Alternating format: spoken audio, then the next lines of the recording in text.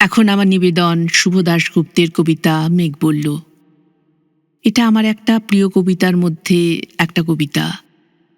এটাকে আমার এত ভালো লাগে কারণ আমরা সব মানুষই আমাদের নিত্য নৈমিত্তিক কাজের বেড়াজালে আমরা বন্দী।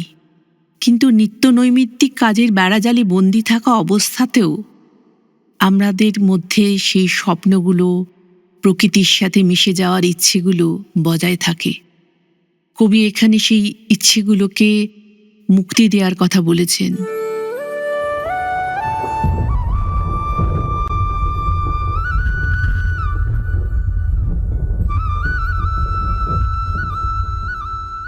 মেঘ বলল, যাবি?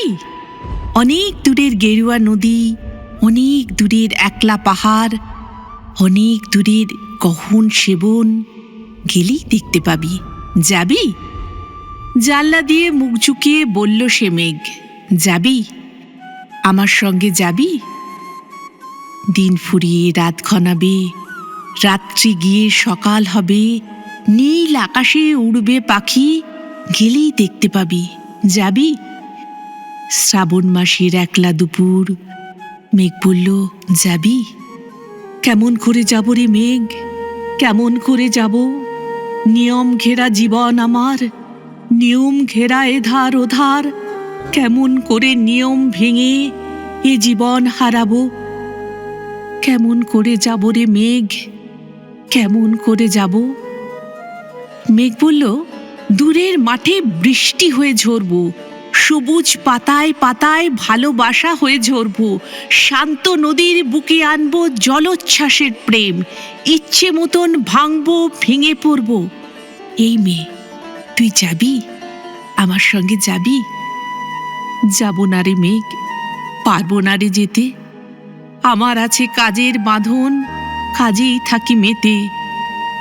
কেবল যখন ঘুমিয়ে পড়ি তখন আমি যাই, সীমার বাঁধন ডিঙিয়ে দৌড়ে এক ছুটে পালাই। তখন আমি যাই।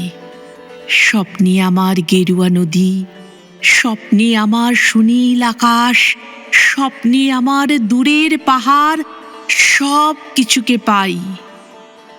জাগরণের এই যে আমি কৃতদাসের মতন, জাগরণের এই যে আমি এবং আমার জীবন, কাজ অকাজের সুতোয় বোনা মুখোশ ঘেরা জীবন।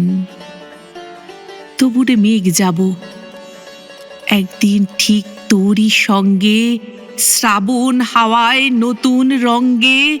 যাব রে মেঘ, যাব।